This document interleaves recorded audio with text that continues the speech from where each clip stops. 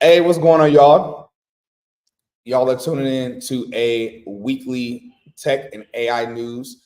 I'm here with Miss AI herself, the AI generalist, Ash. For those of y'all that don't know me, I'm Cyrus Harbin, founder of Tech is the New Black. We've helped several thousands of people get in the tech industry.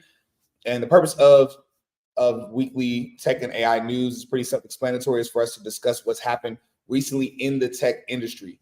A spoiler alert, one of the pieces of news that we're going to be covering is something that actually happened in July, but it's something that is so interesting, I felt the need that we should discuss it.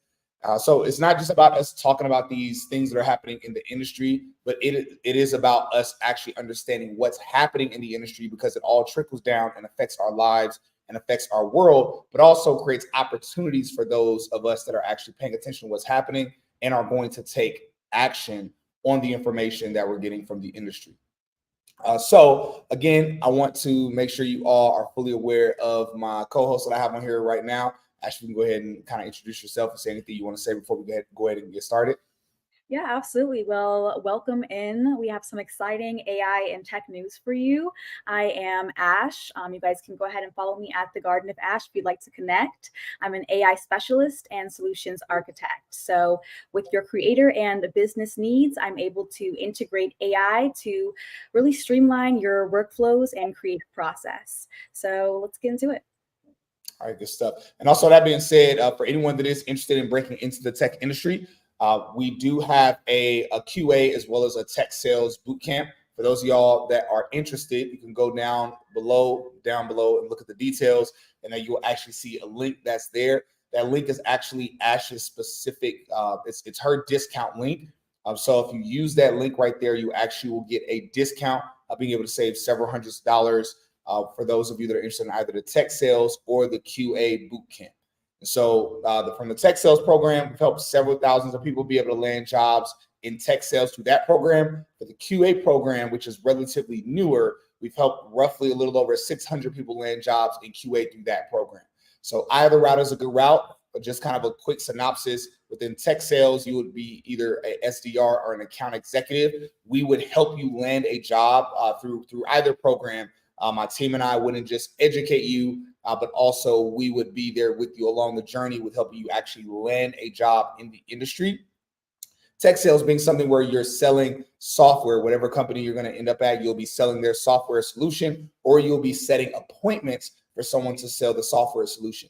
QA is much more broad. Essentially, you're testing a company's software, giving approval over various things within the software. But there's a lot more range. You could be a QA tester, QA analyst, QA engineer, QA automation. You learn all of that within our program. Now, the real cool thing, and this goes back to us talking about AI, is that in both programs, you are actually going to be able to learn how to implement AI within both of those career paths. So it will put you ahead of the market in top demand of both of these six-figure tech careers. So again, anyone who's interested, you want to speak with our career advisors, you can have a free consultation with our career advisors by clicking the link down below and setting up a call with them for either career that you are interested in. That being said, we're going to go ahead and get started. Want to know where everybody is tuning in from? We see Woo TV is here. What's up, Woo? What is your actual name? Because I'm always calling you by your handle. What is your actual name? I'm curious. Also, want to know from everybody in the chat where everybody is tuning in from, as well as what piece of news, what's happened this week that you're aware of that's happened in the tech industry that you're hoping that we cover, or that is something that's really caught your attention of something that's happened this week. That's something that we're actually curious about as well, as we're about to go ahead and get started. So more_money says, how high can fetch AI go in 2024? Or fetch. I shouldn't even know what that is. Is that a FET price prediction? I'm interested. What is that? More_money. What is FET exactly? Because that's something I've not heard of. All right, cool. Anyway, that being said, we're gonna go ahead and get started. This first piece of news is something I'm very, very curious about how all of this is gonna turn out. And I clicked the wrong button. Let me try to click the right button. All right, Galen Wright from Fayetteville, North Carolina. Shouts out to P. Pablo. Colorado, welcome. Colorado. VA, the state of a lot of music talent, Missy, Timberland, Chris Brown. I want to Brent Fayez. Can I say Trey Songz? Is anybody going? Because people are low key trying to treat him like he's R. Kelly right now. Trying to cancel him. Yeah, Tiffany Chicago, Poncho Chicago, Jonathan VA Beach, Virginia.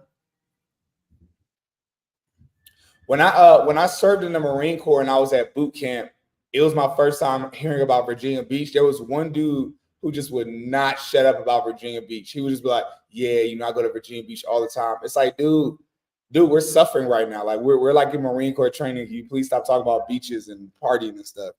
All right, Jim says, "Is he talking about futures?" I'm in Raleigh, North Carolina. Oh yeah, y'all. I'm actually tuning in from Colombia right now. Not the city, but the actual country. I'm in Medellin, Colombia. I'm in Pablo Escobar's stumping grounds right now, or at least when he was able to stump. He ain't really stumping too much anymore. Dallas, Texas, let's go. Welcome. Okay. Hey y'all, so love it. All right, we got even from Mariah says, "Hey Cyrus, happy to be here." Tia says, "Hey, here from Dallas." Okay, good stuff. And again, we are going to be prioritizing questions and comments from the actual community. So there's some people that are on here that are from our Tech Wealth community that have a special access, special link, but we're streaming out to the rest of you as well. That being said, we want to be honorable of everyone's time. So let me switch back.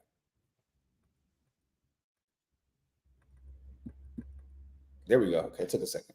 All right, cool. So, all right, so let's go ahead and jump into it. So the first piece of news that we're going to be covering. So Apple and Nvidia,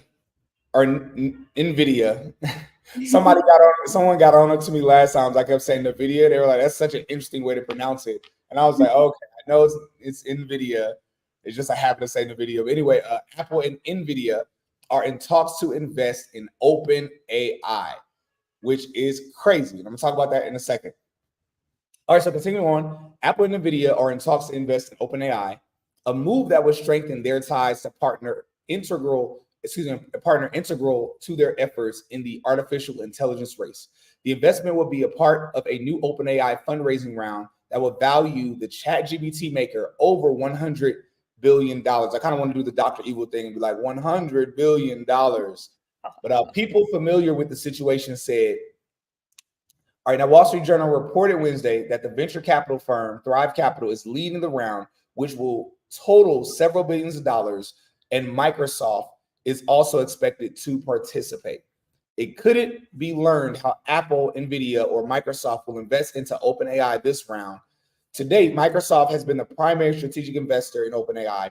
It owns a 49% share of the AI startup's profits after investing $13 billion since 2019. Wow. As the dominant global maker of chips that power ChatGPT and other AI models, Nvidia has long worked closely with OpenAI. Apple in June announced OpenAI is the first official partner for Apple Intelligence, its system for infusing AI features throughout its operating system. The new AI will feature an improved Siri voice assistant, text proofreading, and creating custom emojis. Some of the new AI tasks Apple announced would be handled by Apple's own AI technology. For more complicated AI tasks, such as generating a written message, Apple would use OpenAI's ChatGPT. Apple's talks to invest in OpenAI underscores its dedication to ensure it maintains access to this technology. OpenAI faces intense competition from other AI startups and big tech companies, but ChatGPT remains a market leader. All right, so we're going to go ahead and stop there. This is crazy news. Yes. Crazy news from two different angles. One, it's crazy news. Simply put, all right, so it's crazy news for two reasons. So first I'm going to talk about Nvidia. Then I'm going to talk about Apple. So it's crazy to me because Nvidia, just as y'all saw as I was reading through it, Nvidia has worked alongside of ChatGPT for years. Now, why were they working along ChatGPT even though they weren't invested in them yet?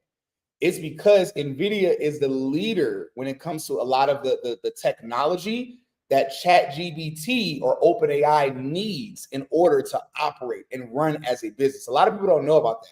Everyone knows about ChatGPT. Everyone knows about maybe Sora and a lot of these other AI platforms, but most people don't know what technology do these AI companies need in order to be able to do what they do.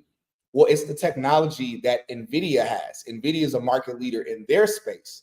And that's why Nvidia recently became the #1 company in the world, passing everyone. Now, recently, Microsoft passed Nvidia, but a lot of people, most people believe that Nvidia and Tesla, believe it or not, are going to end up being the 2 biggest companies ever in the next couple of years, where no company is going to be anywhere near them.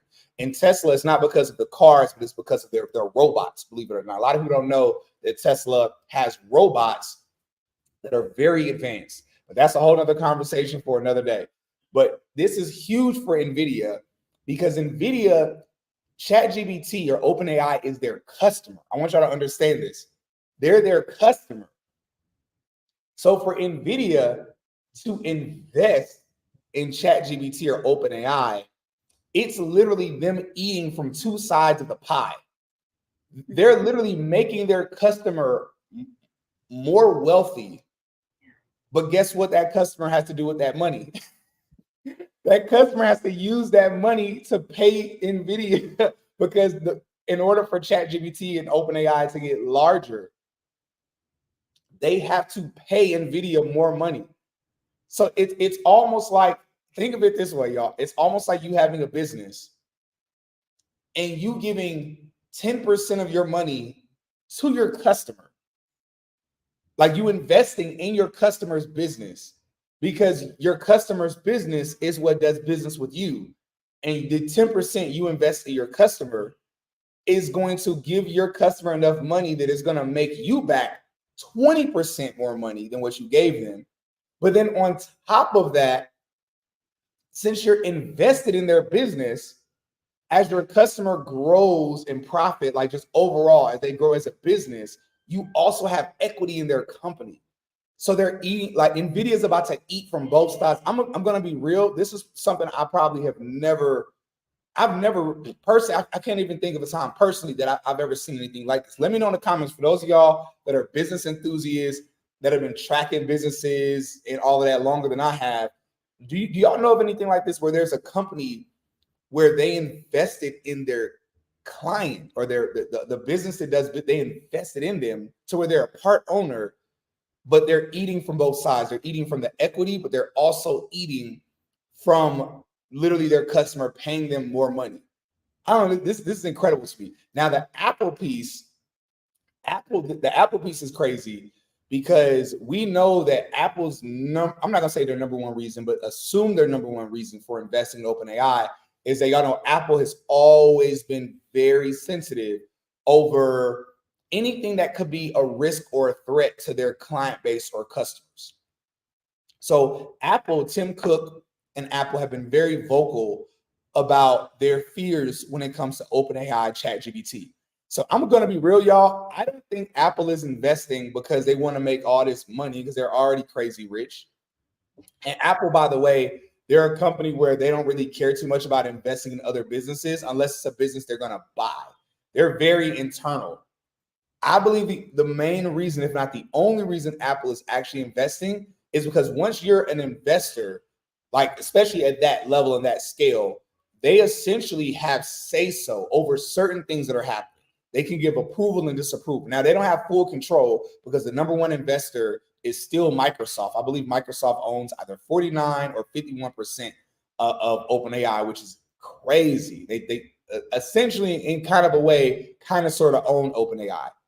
But Apple is investing for a different reason. They're investing because they're like, yo, before we work together, because Apple wants to use OpenAI's technology, but Apple's like, no. We need to be an investor so we can look into everything y'all are doing. Because I don't know if y'all remember, I think the last tech and AI news that we did, Apple and ChatGPT were in talks to work together, but Apple said no because they wanted to look further into OpenAI. They actually wanted someone on the board to sit on the board from Apple. They wanted them to sit on the board at ChatGPT.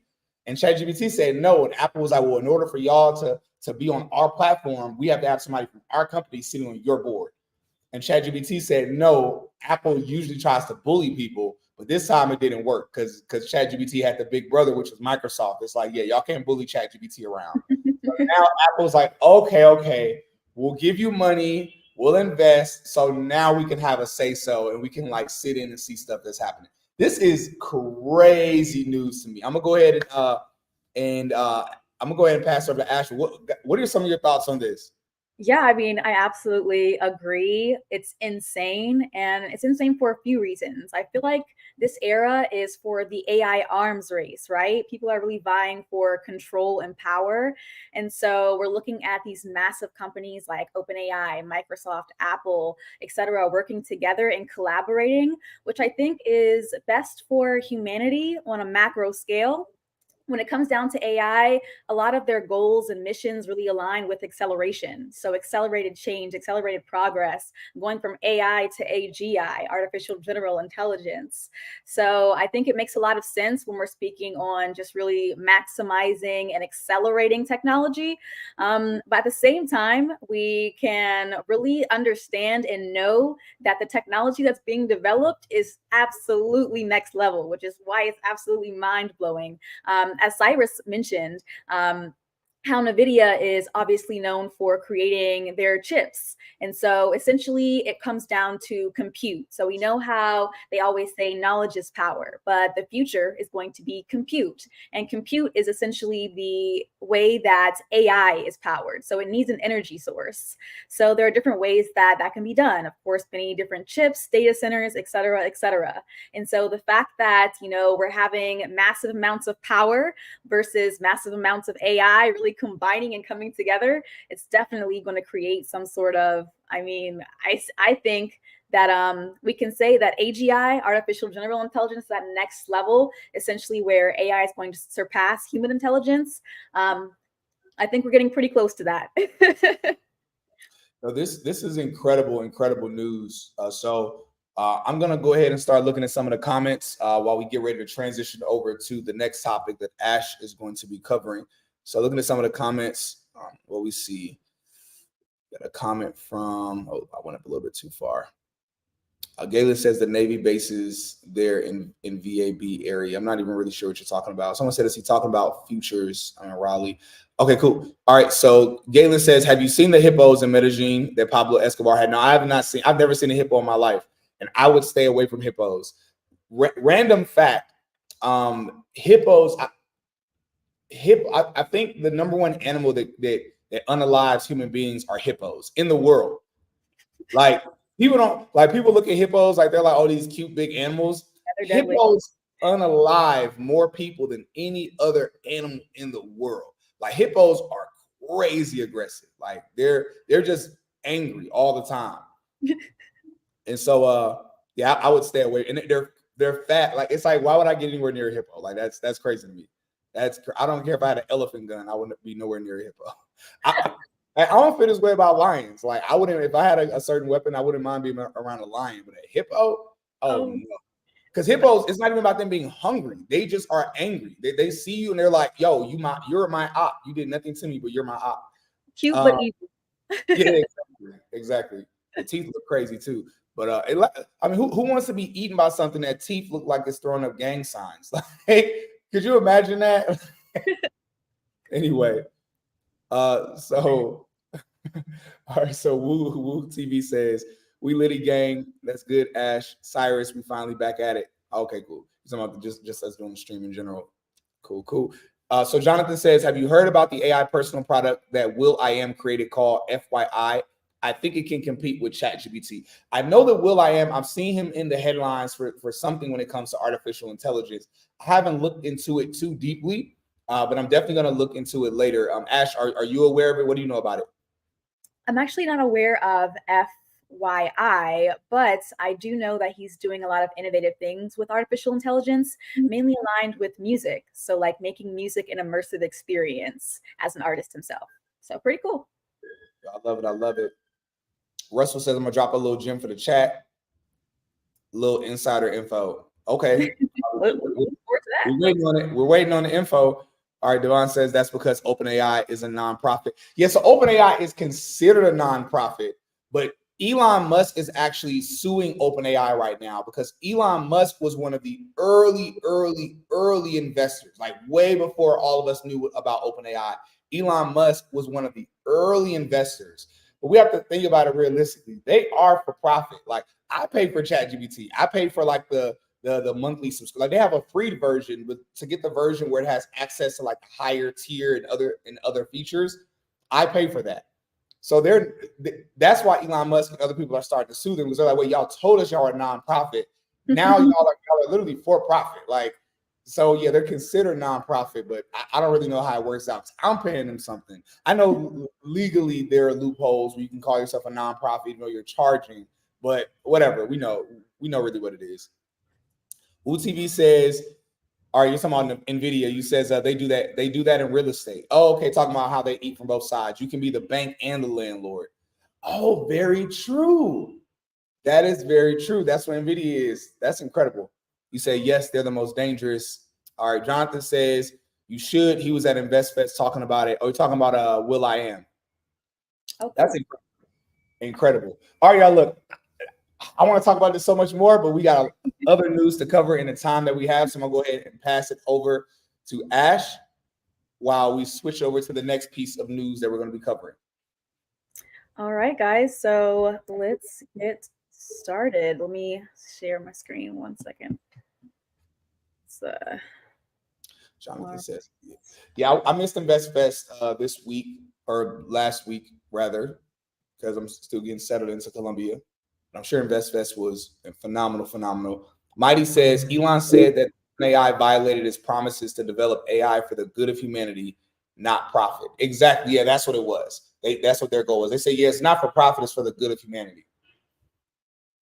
Yeah. A lot of people start off with what's that saying? You can either die a hero or live long enough to see yourself become the villain.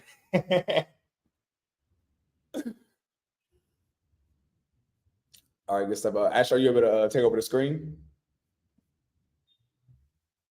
Okay, cool. See it now.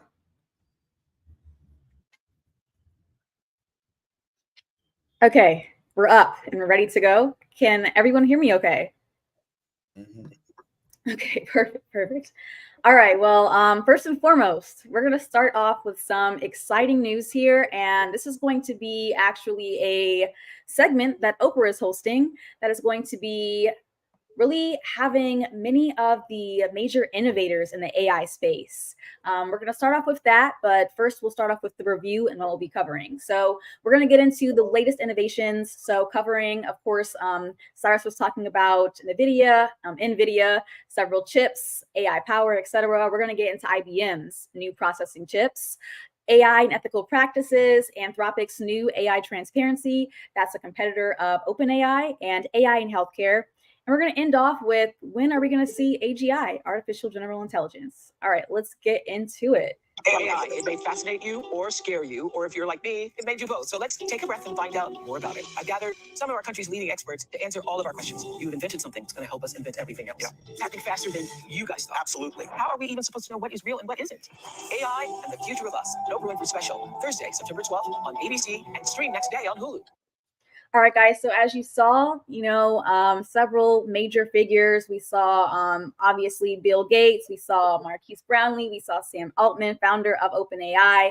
So this is a really, really huge thing where we're having a collective synergy and network of these great minds. So just wanted to start off with that because, check that out. Inspire. Run AI at the source of the data for even faster insights, solutions, and time to value across your business. Next Gen AI acceleration for next gen AI use cases.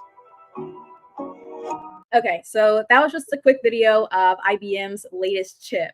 So essentially, it's called a Tulum processor. So basically, it's engineered for a broader set of AI use cases. So where we have traditional groundbreaking innovations, this is taking AI to the next level. So let's get into exactly how that works with this particular chip.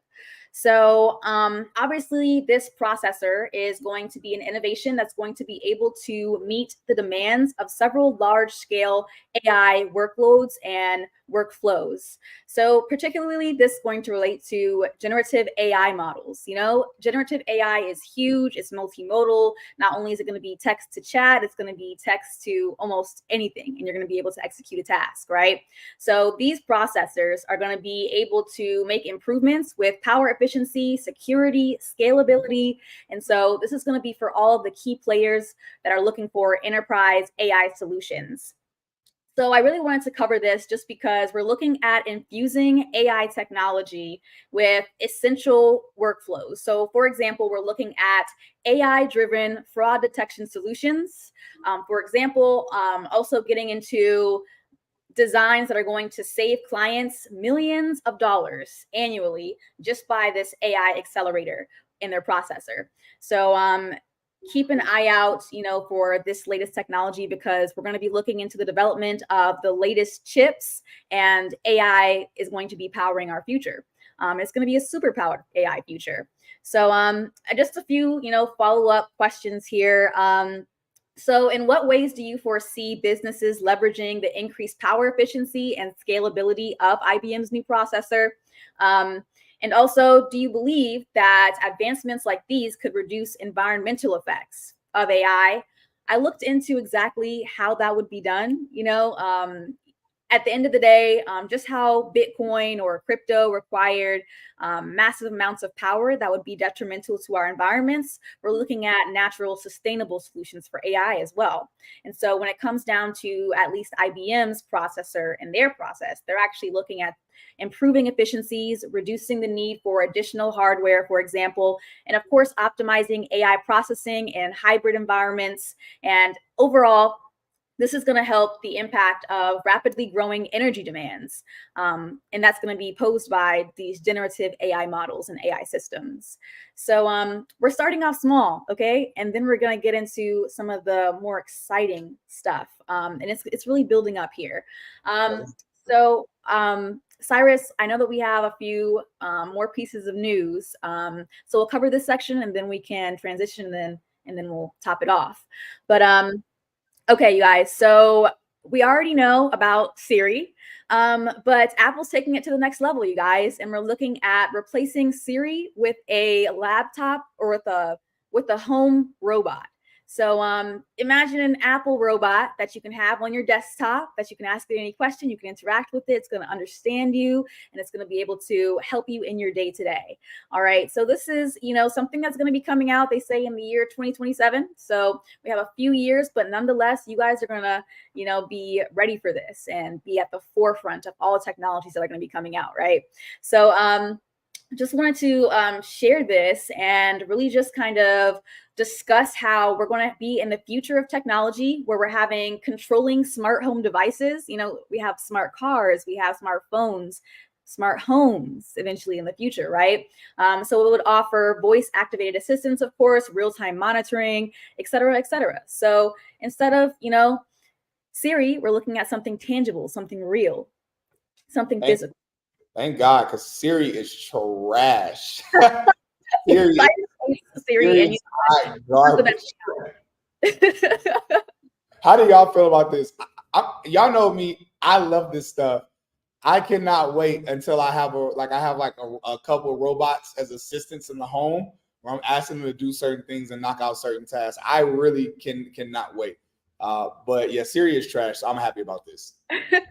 And so, you know, these are pretty basic, you know, surface level questions, you guys. Just envisioning a life of tabletop AI robots. It's coming, it's the future, and it's not even going to just be tabletops. They're going to be walking around, you know, sharing our spaces, sharing our lives one of these days, very soon, 2025, actually. We're looking into, you know, the privacy concerns that are going to be risen with AI, but we already, have a great idea of, our personal preferences with that. So we're going to get into, this is going to be the next topic, and it's going to be continually building. And we're going to transition back into Cyrus so we can hear his exciting news. But next, we'll be covering the 8 tech firms that vow to build more ethical AI systems, you guys. So we're focusing on a future, of course, of regulations with AI. We're going to have these conversations, and they are having them in government. So I will go ahead and I'll stop sharing my screen. And Cyrus, let's get into it. Well, that last piece that you were sharing, what was that when it talks about firms caring about ethical AI? Oh, yeah. So, we can get back into the presentation, but essentially 8 leading tech firms, including Microsoft, MasterCard, and more, have pledged to build more ethical AI partnerships with the UN, United Nations. So we're taking it to a government level of AI regulation. And so that breeds different, implications for the everyday person who's using AI. And so we're looking into really moving into a broader effect of aligning AI development with ethical standards, and you're seeing how these AI systems can benefit humanity as a whole. And so essentially, the agreement was signed at the UNESCO Global Forum on AI. So it was very recent. And so this really emphasizes the importance of all ethical considerations. So we can be confident that they are having these conversations, but what does that mean for us? Obviously, we don't want to have too much control over what we can do or what we can really, produce with AI. Yeah, I know that right now that OpenAI and I forget the other company that they recently met with our I was going to say local, but our national government, and that they've pledged to allow our national government to get access to certain AI features before it hits the public. So that way our government can look at it and can say, okay, cool, we're fine with the general public having this. It's kind of weird to me because on one end, it feels like that's not like, and y'all let me know in the comments what y'all think. I'm not saying this is what it is. It just, to me, it feels like that isn't true democracy, or it's not true. I'm not even sure what the term is because I'm not heavy into politics or political term, but it feels as if the government is approving what a company can allow us to buy from the company, then I'm like, that feels like some level. And I understand one role of the government is to protect us. I don't know where it starts and where it ends. Like, to what degree is it protection, and to what degree is it, okay, how are you, government, going to tell us what we can buy from this company that technically is legal? It's not illegal because there's no law around this AI stuff yet. This is so new. So how are y'all going to control stuff before there's a law to support you controlling it? I don't know, just kind of my thoughts. Yeah, Jonathan says, no, I think the government is doing the right thing. And yeah, maybe they are doing the right thing. And mind you, there does need to be some protection and regulation around this stuff. So at the end of the day, I'm here for it. It's kind of a little bit of a question mark that I have. Going back to Jonathan, Ash, Jonathan made a statement earlier. I disagree with the statement. I have some thoughts on it, but I actually wanted to, since you're the AI generalist, I thought it would be best if you addressed it. So the comment from Jonathan, and Jonathan, by the way, this is no shade towards you. We're all here to learn, all here to have good dialogue. And I appreciate your comment. But the comment Jonathan says is, it's funny how people are making a big deal about AI. We've been using AI since the early 2000s.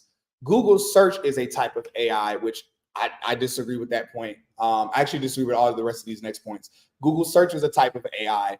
Amazon's Alexa is a type of AI. Netflix uses recommendation solutions. So really, Ash, if you can touch on what is different about generative AI, like when we're talking about AI now, what is different from generative AI versus a Google search? And this is Google search before it got AI enhanced, like Google search, Alexa, Netflix. Oh, literally, my Alexa thing just turned on. It heard me say shut up. Oh my gosh, technology is taking over already. Yeah, I know. So yeah, happy to answer. Yeah. Well, first of all, Jonathan, thank you so much because your points are valid. And I will say, it is, also valid that AI and artificial intelligence, AGI, it's coming. But the general AI has been around, since the early 2000s and probably maybe even before that. But what's different about this era is the transition from AI to AGI, which essentially creates a conscious artificial intelligence system that understands itself and place in the universe. It's able to take actions on its own and make its own decisions. That changes essentially everything. And so essentially we think, of course, human level intelligence, but AGI is where it surpasses human intelligence. So it's next level, and we're considering a new type of being that we'll be bringing into the world, essentially, because if we can consider, the consciousness and how to treat that, obviously it requires, a different level of thinking, different solutions. And so, everything is moving very quickly, but what's happening now is that AI it's transitioning and evolving into several magnitudes of change. And so I saw the statistic the other day, which was crazy. They were saying that essentially in the time of AGI, that let me get this right. They said that change will happen in a century that would have otherwise happened in 20,000 years. 20,000 years of progress happening in a century. I wonder if this is how, and by the way, I want to acknowledge your other comments, Jonathan. Jonathan said, I agree with the comment you just made. So, and then you followed up saying generative AI is a part of AI. AI is a huge umbrella. So yeah, and then you followed up saying machine learning is a type of AI. Yeah, so it all is a huge umbrella. AI would not be able to do what it's doing if it was not for Google and other search engine platforms that house all of this information in terms of like blogs and really our thoughts and our opinions and things that we've researched and have published online. So yeah, it all is hand in hand at the end of the day. So yeah, it all falls under the umbrella at the end of the day. I agree with your comment. So I wonder if this is what takes us to the next level civilization, because prior to this, it was expected, because for those of y'all that are huge science, I'm not gonna say science nerds, but like y'all are huge like science whizzes.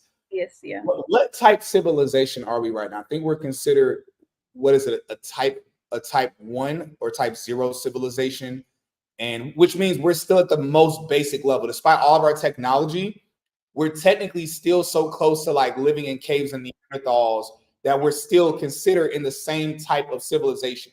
Then there's another type where, like, when we reach the next level, they said 0. Yeah, I think we're a type 0 civilization. A type 1 civilization, and somebody, y'all in the comments, correct me if I'm wrong, because this isn't something I'm starting to step outside of my realm of expertise, or pseudo expertise, I would say.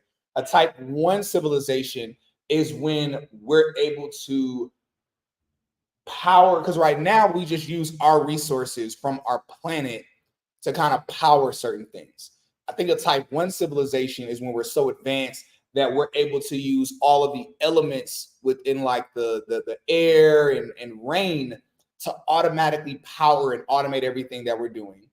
I think a type 2 is when we're able to automate certain things from like near space.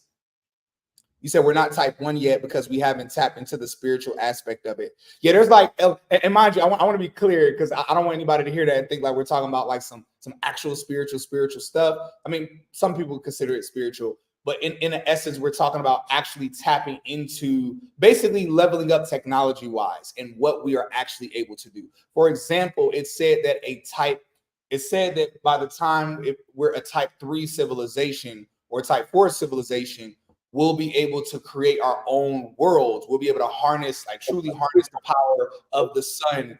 And we'll literally be able to live forever because of technology and our understanding of technology. And it's like all of these other things. But that being said, going back to Ash's point, it is theorized that AI is going to expedite us, because most people said that we wouldn't get to a type 1 civilization until about another 500 years from now. But now, because of AI, it's theorized we possibly can get there within 50 years. It's interesting planning for the future, because when we plan things for the future, we don't ever know what technology is going to come out that could expedite when something's going to happen.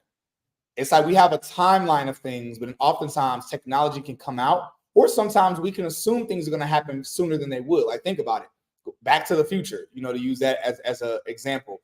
Back to the Future thought that, what was it, about the year 2000, we were going to, be in like hoverboards and flying cars and stuff like that. Whereas it took a lot longer. It wasn't until probably a few years ago that we finally started having like hoverboards and flying cars. And we're like, we actually don't want flying cars. It doesn't make sense to have a flying car.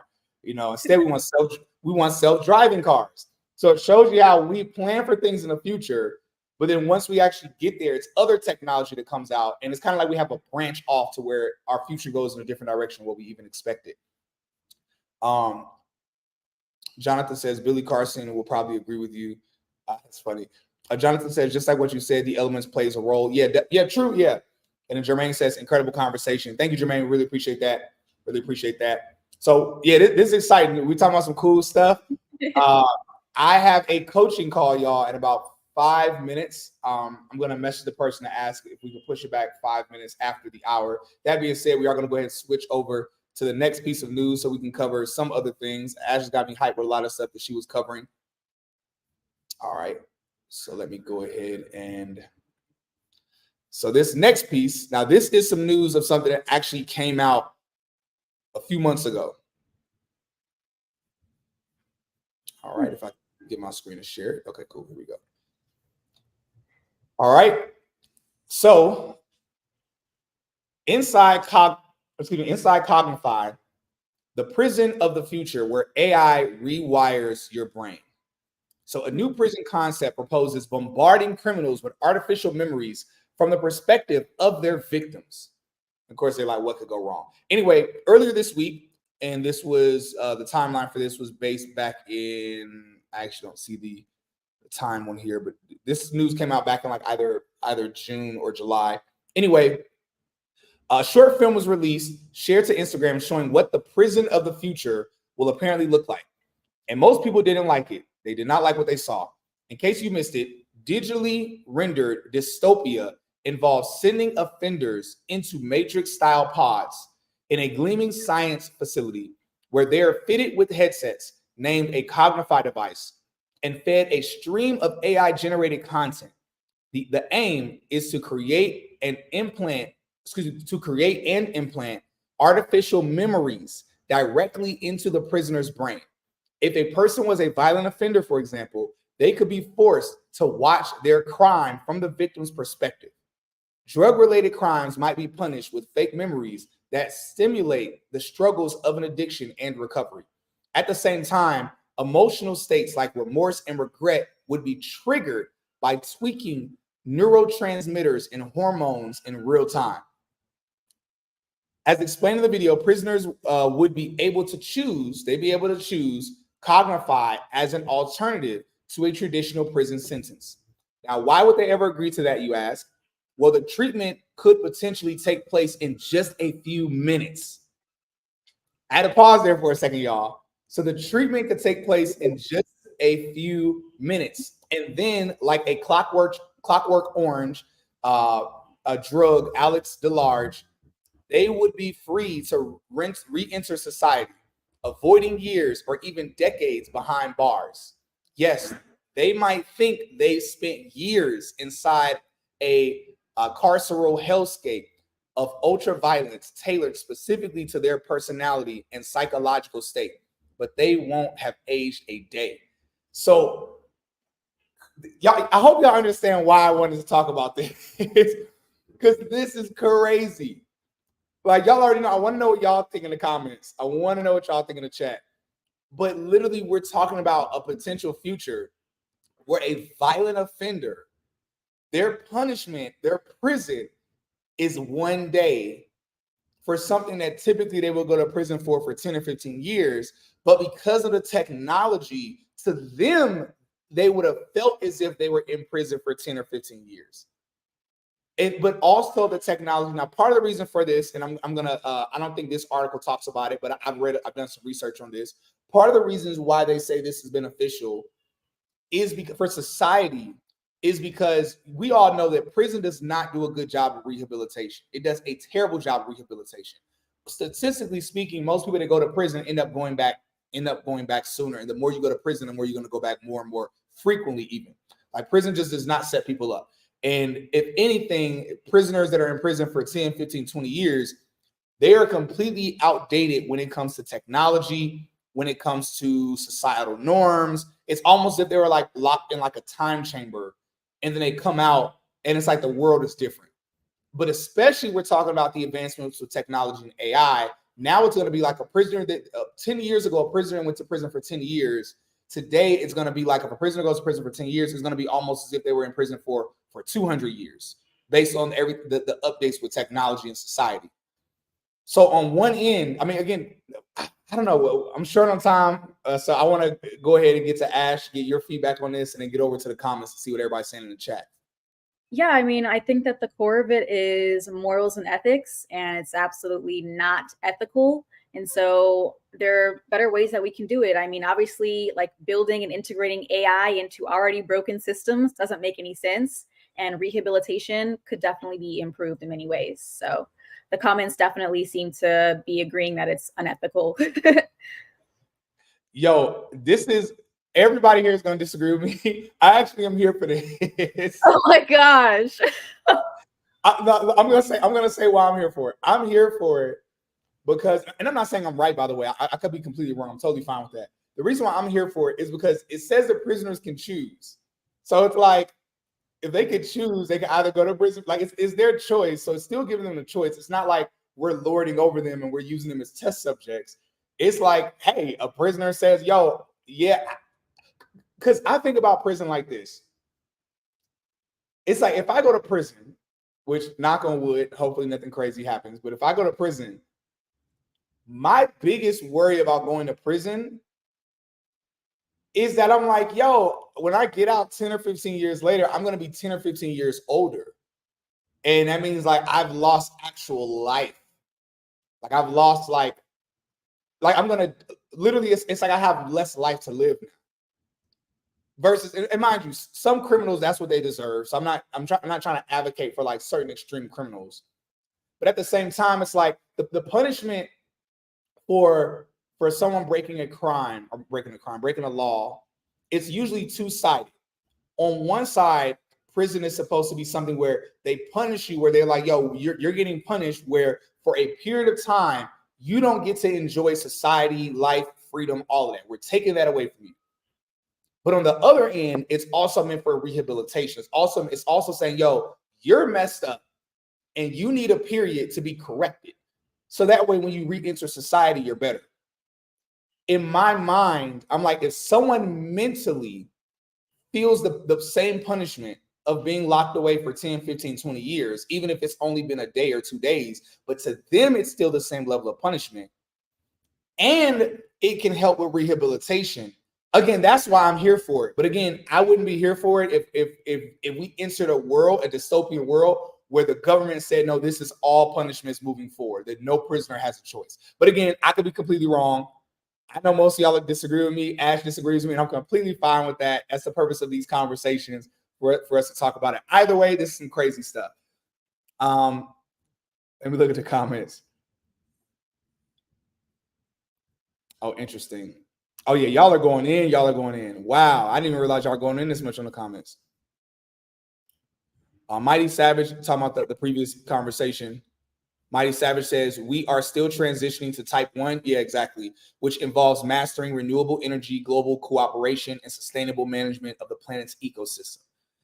Wu says, the Anunnakis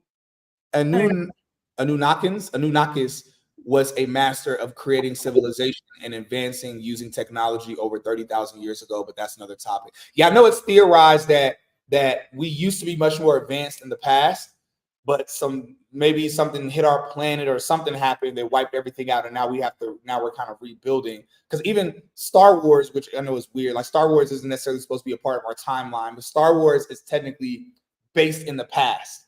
You know, that's why they say a story a long, long time ago. Like Star Wars is technically in the past, even though technology is in the future. Not random, it's in line with what we're talking about. for those who do believe that we used to be more advanced in the past, it's actually theorized that our technology was different than what it is now. So not just more advanced, but that we branched technology-wise, we went in a different direction. For example, think about if we weren't so focused on AI right now, because advancement isn't linear. Like you can advance and it not be in the same linear path. We could have advanced in a way that wasn't really leveraging AI, where maybe no one cared about AI. Because again, everything is marketing. So if AI never, and I'm using AI loosely, but if what we consider right now with AI, if ChatGPT had not gone viral, like they just went viral, even though ChatGPT had been around for a while, but out of nowhere they just went viral, and it made everyone focus on ChatGPT. It's kind of like how Tesla was going viral for a while, and then every car company in the industry started focusing on self-driving vehicles. Now everyone shifted to where everyone's focus now is on AI.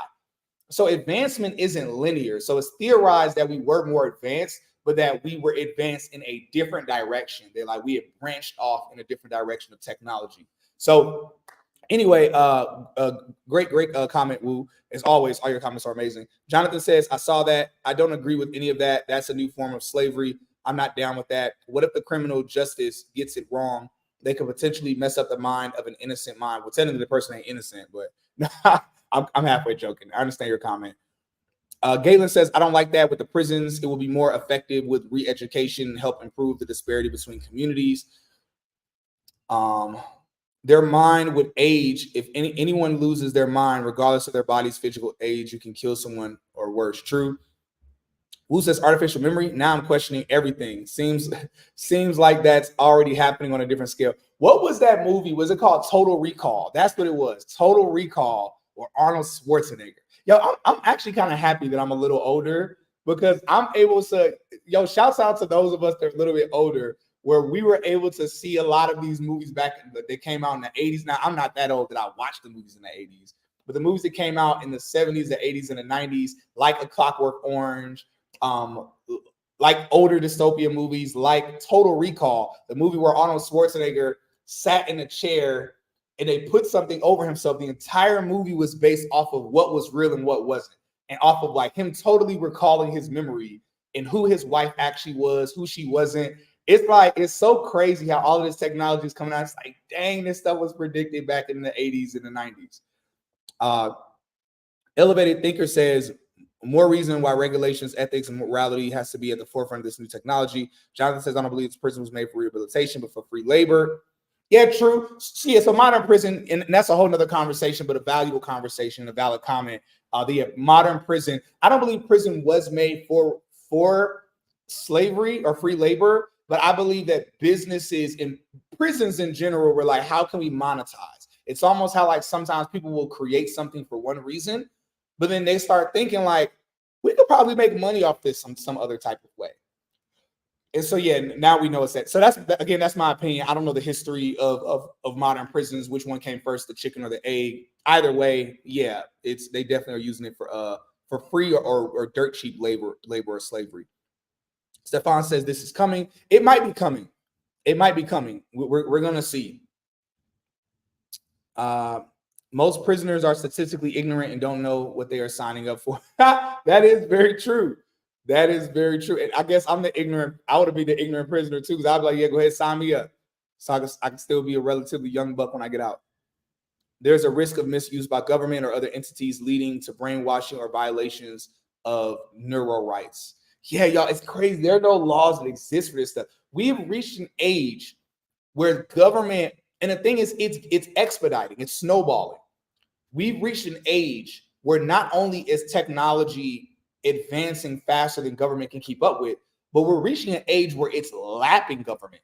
So where literally someone could probably come out with some technology to where the government won't even be able to regulate. Like basically, like the government is going to have to create a roadmap of things they're going to have to address. Just like a tech company where they have a product roadmap where it's like, yo, these are all the things we want to release, but we're not going to be able to release this feature until a year and a half or 2 years from now because of how many other things we have to release. This is one of the first time, no, not one, the first time where it's going to be to the point there's going to be technology that comes out where the government isn't going to be able to address it until like 4 years later. It's becoming the wild, wild west of technology right now, y'all. It's actually getting in. And again, we're talking about American government. We're not even talking about other countries where they don't have regulations and no one can regulate them and control them and tell them what they do if somebody creates technology and they're based in those other countries.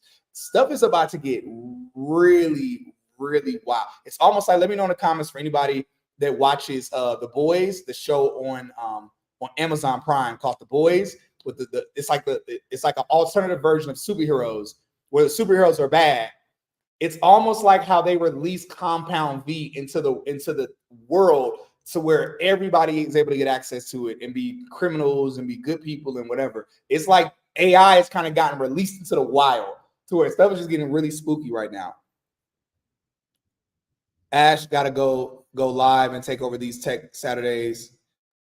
Ash got to go live and take over these Tech Talk Saturdays is where it's at. I'm here for it. I'm not sure if you're saying Ash should take over and do these herself, which I'm totally here for it, or if you're saying that you're trying to join in the future. I'm not really sure what your comment is saying. Yeah, y'all are going in the chat. Somebody said Homelander is crazy. Yeah, the boys is wild.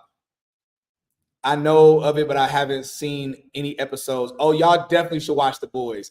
And Gen V. The Boys and Gen V. Gen V is a spinoff. Y'all know a show is good when after the second season they create a spinoff of the show. And a spinoff is fire. Y'all know a show is hot when they create a spinoff after the second season of the show. September always in the past always been worst month of the year for the most selling, which due for a big correction and the markets look very overbought.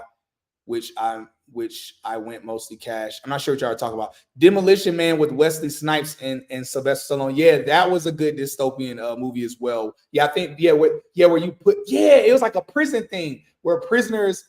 I haven't seen that movie in so long. Yeah, where prisoners were on the run and they were getting hunted down. It's crazy stuff. And Arnold ain't Arnold a Scientologist? I don't know what that man is. I don't know. Cali has Cali got a lot of weirdos. Imagine these issues being discussed at a political level. Y'all think the division in the country is bad now. I can only imagine. That's what's going to happen, y'all. Eventually, we're going to see a world in the very near future. I'm going to be real with y'all. Now, this is not a theory. This is something that's going to happen. Like, technically, it's a theory because it hasn't happened yet. But we know what's going to happen. Eventually, there's going to be people that are going to be advocating for robots to have their own rights. Like because AI is starting to reach the point of consciousness if it's not conscious already. Like AI is eventually, technically it's self-aware, but we still don't understand if it's really self-aware. Like we're trying to figure out like how self-aware are you? Eventually, AI is going to become fully self-aware. And it's going to be able to do its own things to a degree, which is strange to say. And we're going to reach an era where there are going to be political people arguing for robots to have have rights. People are going to be like, yo, robots deserve human rights. And it's going to be people on the other side saying, yo, they're just robots. They don't deserve rights. To that point, that's actually the true origin of The Matrix. The Matrix movie that we saw, the origin of the story was that we created robots and artificial intelligence, and then we became fearful of how smart they were and how intelligent the robots were. We actually started the war in the Matrix, not the robots. We became fearful of how intelligent and successful the robots were. So we started attacking them, and then it became this political issue about robot rights. So then what we did, we gave robots their own like country. Where we said, all of you robots live in that country. We're going to live in this country. We're going to have the rest of the world. Y'all have this little percentage of the earth. But then the robots, their country became more advanced. It became better. It was a perfect utopia. They were more successful than us in every way. And it made the rest of the world and humans, we became fearful. And we were like, oh my gosh, they're way more advanced than us. Their technology is beyond ours. We became greedy of what they had, and we became fearful. We were like, well, what if they just decide to attack us? They could wipe out all of us and take over the whole planet. So then we started bombing their countries and stuff. It's almost like a bit of like Black Wall Street and what happened in the Tulsa, Oklahoma bombings when Black people were given like their own communities and then started thriving. And then so what happened was when we started bombing the robots then said, you know what? We try to be peaceful. We're retaliating now. So they started attacking us and it became a war. But what allowed the robots to operate was the sun. All of their energy and power, they were solar powered. So then we created something that blew up the sun. And so it would have destroyed the robots. They would have ran out of power. But that's when robots decided to start using us for power. And that enters the story of the Matrix, where all of us are in the pods and they're using us for energy and they have us in the Matrix world. And that's why the Matrix in the actual world is like dark and gloomy, is because there's no sun, because we blew up the sun. So man, y'all know it's crazy. I don't realize how much of a nerd I am until we start talking about this. So I'm like, dang, I know too much about all this stuff. I've been thinking I don't know none of this stuff. And I'm like, dang, I just started talking and y'all start commenting. I'm like, okay. Oh yeah, cool. Ash, would you be fine with taking over? Because they want to talk and chat a little bit more, and I have to jump into my coaching call. Oh, you're muted right now, Ash. Let me unmute you. Yeah, sure. Would the links still be there? Would they still be able to access like the links for? Oh yeah. Everything is still there. You talking about for the boot camps and all that stuff? Yeah, all of that's still there. Yeah, but literally any other conference, if y'all want to continue with this conference, literally any direction you want to take it, for as long as you want to take it, by the way. So if you got 10 more minutes, 20 more minutes, whatever you want to do, I'll let you take over. Okay, sure. All right, guys. All right. Peace, Cyrus. Okay, well, everyone, hey. Let's get started. So I have some pretty exciting news to share. This is in alignment with Anthropic, which is a competitor of OpenAI. And so we're really continuing on with the AI ethical practices, right? A future of AI ethics is really important. But first, I want to cover a few of your points because we didn't cover everything. So, okay, let me scroll up. We have a lot of comments here. So, okay, let's see. Okay, Sophia has citizenship. Let's start there. Absolutely. Sophia, obviously, it's a robot that has citizenship in like Dubai, I believe, which is very, very cool, the UAE. And so we're looking into robots getting, rights in the future, which is really exciting. Robots and clones. We're looking into AI with technology, but also AI integrated into biology. So we probably have already heard of CRISPR technology, where you have gene editing. And so there's so many implications of this technology. So I love all of your points here. So yeah, said. Okay, yes. So Jonathan said this is why DEI is so important. We need engineers and data professionals, yes, to assist with creating the policy process and regulation process. Yes, yes, yes. A lot of people, they hate on diversity, equity, and inclusion, but it's so necessary. Diversity, equity, and inclusion is going to allow us to enhance our world. It allows us to enhance solutions and changes. And so, I'm all for it. And so, so I take it into the reality of iRobot with Will Smith. I love that movie. And yeah, I mean, we're coming up there very, very soon. So, okay. Okay, so let's see. Looks like going to have to find a way to travel to the future to prevent this. Do you guys think time travel is going to be real? I mean, maybe one day. Okay, or some evil person in a high position of power says executive order and activates all internet connective devices to turn on humans. Very real. When it comes down to power, it comes down to control. So we don't want to put, either of those elements into the hands of the wrong person or really anyone. We want it to remain diverse, that diversity, equity, and inclusion. A Black woman wrote the movie Matrix and Terminator. Let's go. Yes, love that point. Yes, Sophia Stewart, the original one was the third eye. They changed it to the Matrix. Ooh, that's really cool. And yeah, of course, happy to stay on, you guys. Thanks, Blue TV, for being excited to be here, and I'm excited to be here as well. So Mighty Savage said we need to address all human rights issues before we even start discussing AI rights. Absolutely, right? Like let's start there with human rights, and really getting together, the human collective moral compass. What are our morals? What are our principles? Absolutely. So let's go ahead and get started, you guys, with our presentation. So I'm going to share my screen. All righty then. Okay, you guys. So as you know, we were already speaking on okay, guys, let me know if you can see my screen first and foremost. And if you can hear me okay. And I'm just going to continue on. Hopefully you can see it here. We have the article. So Anthropic wants to demystify the inner workings of its Claude AI models, and it might force OpenAI's hand on transparency.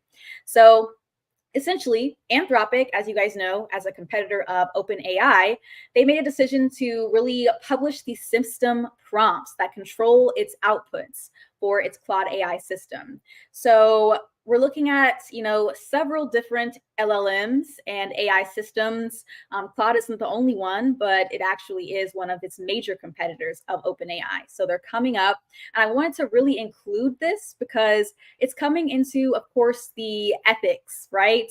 Oh, you still see me. Okay. Well, maybe I'm not doing this right, you guys. This is the first time. Thank you for letting me know. Okay, we're going to try this again. Okay, you guys. Okay. It may have to do with some of the settings that we have. And so Cyrus may have been like the main presenter. Yeah, exactly. So Woo TV, I think he called it. He said, can't see, maybe it's on Cyrus and to merge the screens. I think we're right there. So I'm going to do the best job that I can to explain these articles. Okay. So, okay, Claude, right? Keep that in mind. That's one of the major AI systems. And so Anthropic has taken a unique step in the AI industry by publishing their system prompts that drive its AI model, Claude. So this really moves towards transparency in AI and fostering trust and understanding with these AI systems. So it's really crucial to understand how AI is easily integrated into our day-to-day, and the development could spark discussions around the importance of course, transparency and the impact also of user trust. So you guys, are you interested in, for example, systems that are going to be maybe publishing your data for the sake of safety, your information for the sake of safety?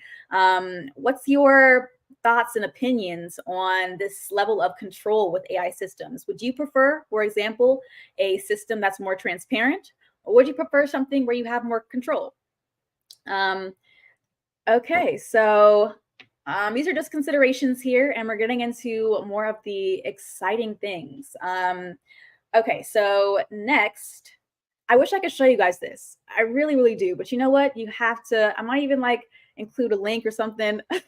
But okay, here it goes. And you guys have probably already seen this. But okay, this article is titled AI Spots Cancer in Viral Infections at nanoscale precision.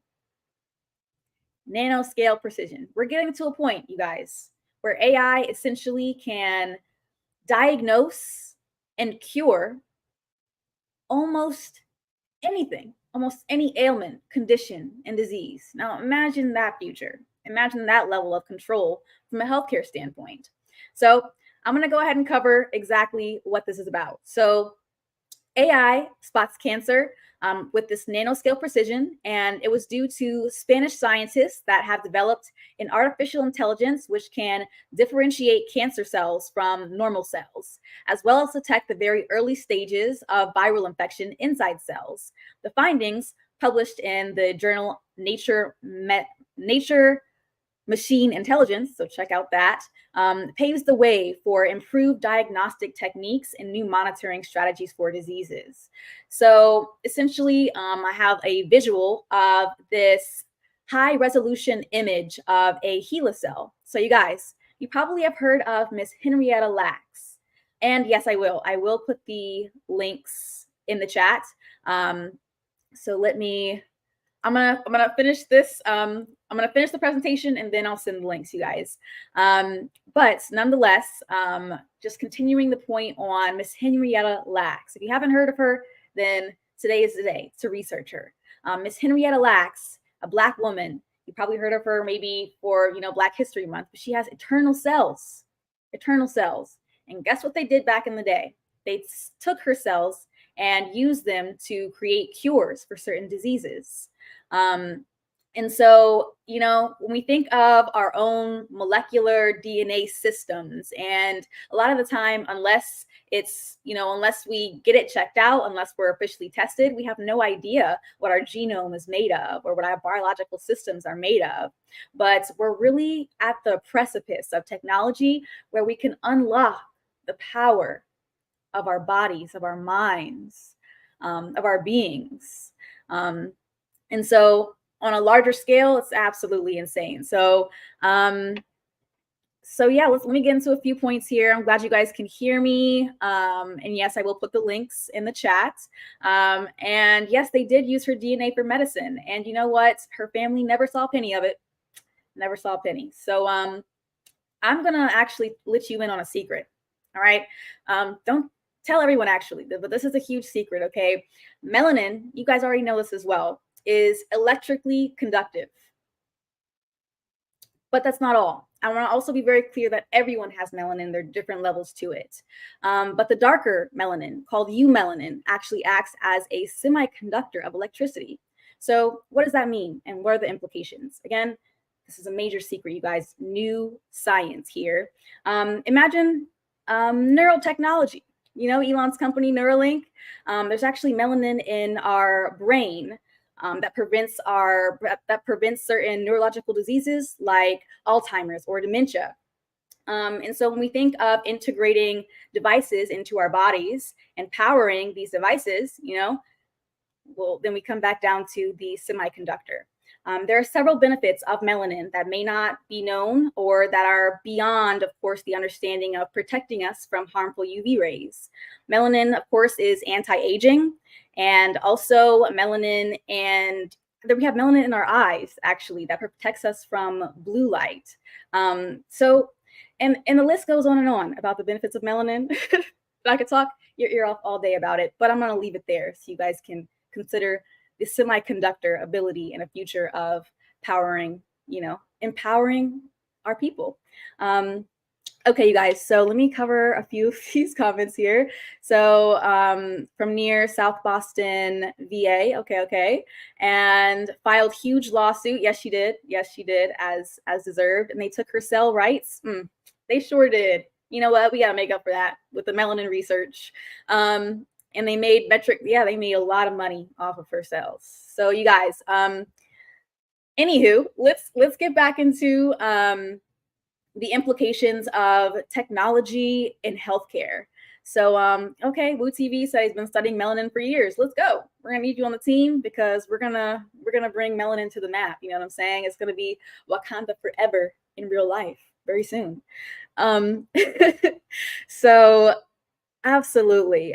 Okay, so what are other implications of AI in healthcare? Okay, so essentially they say that cancer's got nowhere to hide because AI's got it covered to a nanoscale. They say that in medicine, convolutional networks, neural networks are used to analyze medical images. Of course, when we speak of mammograms or CT scans, essentially we're able to, of course, identify signs of cancer very, very early before it even develops. So you can save lives. We're looking at a healthier future. But not only that, they can also help doctors detect abnormalities in MRI scans or X-ray images. So everything's going to be, faster, including healthcare solutions. So hopefully that also means that we're going to translate to open systems to where there's more readily available access to healthcare. With the help of AI. All right, you guys. So let's get into some questions, you guys. I want to hear your thoughts. So essentially, how do you feel about AI's role in diagnosing diseases with such precision? Does it excite you? Does it scare you that AI can essentially create the cure to anything? or does it make you more optimistic about our future?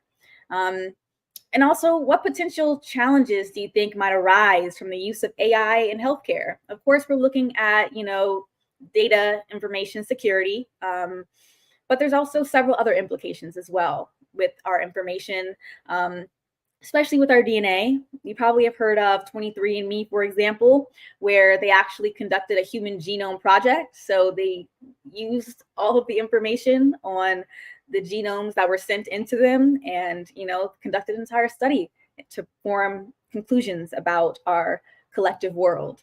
And so, yes, so let's get into some of these. Okay, didn't Intel have eugenics type of scandal decades ago? Intel, like that's crazy. I have to look into that actually. But I mean, yeah, we're definitely gonna have to have these conversations because people aren't gonna be playing fair. I mean, they have the future where, CRISPR technology can not only like edit adult genomes, but we speak on designer babies, right? Would you guys, go through the process of having or creating a designer baby? Is that something that would interest you in the future? Or would you want to keep it, natural? These are considerations that we have to really be thinking of because the future is already here. The future is now. So, would you be comfortable in relying even on AI for early detection for a serious disease, or would you prefer more traditional methods? We're speaking on having nurses or doctors that are going to be maybe not even human one day. Already in Asia, of course, you've probably already seen where they have robot nurses that are able to really provide their aging communities with that support that they need and that human interaction. So these bots are trained on human intelligence and really can align with support needs. So okay, let's get into it. Mighty Savage. Like any tool, it can be useful if used correctly. Yes, I don't think it addresses the underlying problem, but it will be interesting to see what becomes of it. Love that. Wu TV said, hell yeah, I want a designer baby. Hey, me too. Let's get into it. low key, but yeah, if you can ensure that your child is healthy, strong, several other elements, then what parent wouldn't want the best for their child? But at the same time, of course, we're covering the ethics of it all. Jonathan says the convolutional neural network, just like any other machine learning model, is only as good as the data we provide it. Yes. Who is curating the data set is ensuring that there is a healthy, diverse sample. Yes, Jonathan. Yes. I love this point because it is absolutely valid. They say that, for example, robot doctors, robot surgeons could have a 99% success rate versus 70 to 80% success rate for humans. So when it comes down to making decisions on like who we are to select, it makes more sense to have that higher success rate. But at the same time, when we're speaking on client interactions or patient interactions, of course, the data sets are important because humans naturally have bias. So now we have to go into mitigating bias in those systems. And also a lot of the data that exists, it's not necessarily readily available on, the melanated people. So there's a lot more room for improvement for sure. Love that point. Okay, let's get into the next one. Mighty Savage says, well, some of these doctors are trash and it's probably best to see what AI can do. Yeah, AI will be the best option.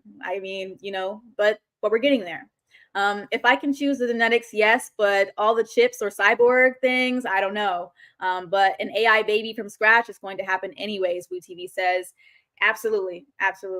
Mighty Savage says, I can see people wanting to map out their babies to look similar to others. Oh my gosh, like competing with the Joneses, man. And that's crazy because what are the ethics of that when you want your baby to look like Beyonce?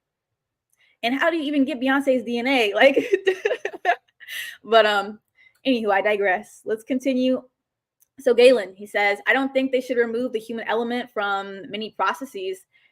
It would lead to problematic outcomes. Facial recognition technology isn't as effective with darker skin. Yes, which is why it's so important for us to get into tech. You guys, if you're not in tech right now, then you need to get into tech as of yesterday.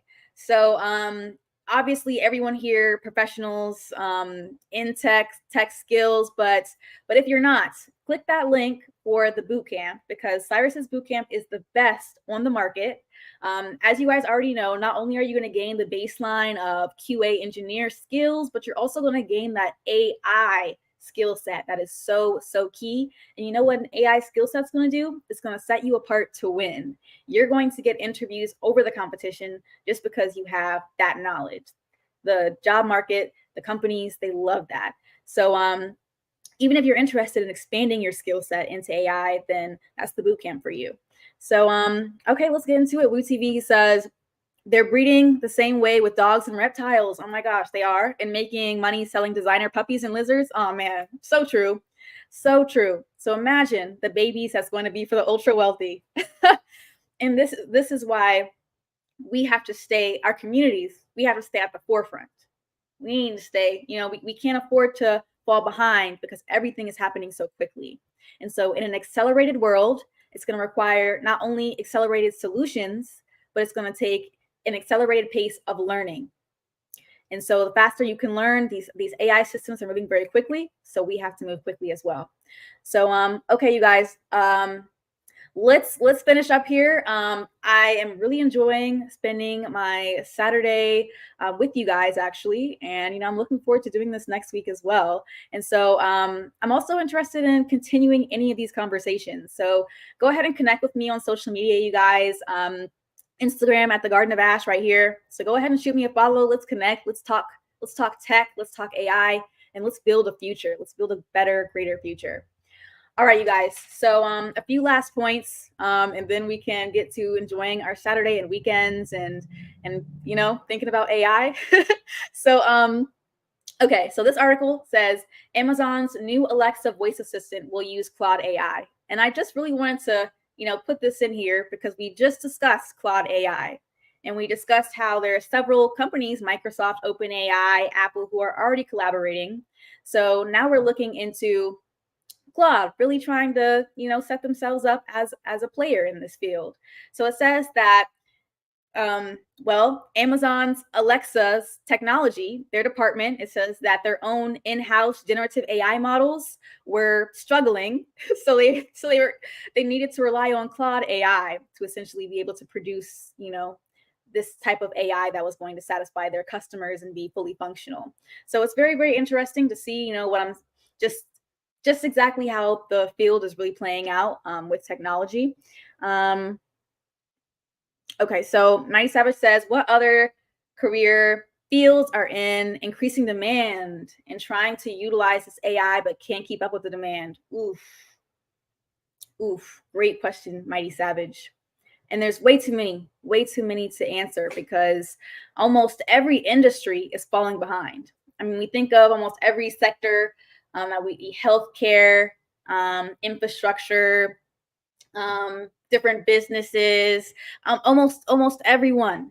And it's because the technology is evolving so rapidly that they're not even able to keep up. A lot of systems are outdated. Even our governmental system, let's be real, it's kind of outdated. We have to have these conversations. But guess what? That gives you the ultimate advantage. And it's a competitive advantage because you can really adapt and innovate with your knowledge of this information, of this technology. So you can get ahead just because of the things that you can readily apply that into your workflows, into your day-to-days, and optimize, streamline, and maximize progress and success for you and your families. So let's see, Michael Anthony, does the company or companies trade on any exchange under what letters, which could be typed here or you may not know? I don't know, you guys. I don't know about in the exchange, letters or I don't know. But definitely a great point on just like investing into these companies. Obviously, like Nvidia is huge. I'm personally like an investor into like Tesla, Tesla with their AI systems. It's going to be major key. I mean, the things that Elon is doing is absolutely insane, not only with his cars, but obviously Neuralink technology. And so, you know what, guys, we're gonna go ahead and end it off here. My computer is actually about to shut off. So it has been an absolute pleasure to speak with you guys today. Again, connect with me on LinkedIn if you have any other, or I also have LinkedIn, Ashley Robinson. But if you want to connect with me on Instagram, please feel free to do so. And if you're interested in getting to tech, you guys, if you're interested in learning more about AI technology, then click those links. Click the link to the bootcamp. And also, if you are interested in continuing this conversation, then I look forward to speaking with you on next Saturday. But other than that, you guys have a great, blessed weekend. And it's a pleasure speaking. Okay, so Jonathan, the LinkedIn is going to be Ashley Robinson. And I know there's a lot of Ashley Robinsons, but maybe if you connect with Cyrus, actually, I apologize if it shuts off, but let me go ahead and just add the link. Let me add the link, you guys. 1 second. Okay, bear with me here. I'm just going to add the LinkedIn link. Hopefully my computer will.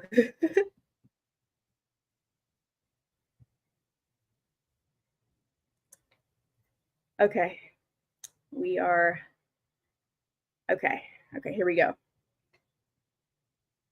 Okay, let's do it. Okay.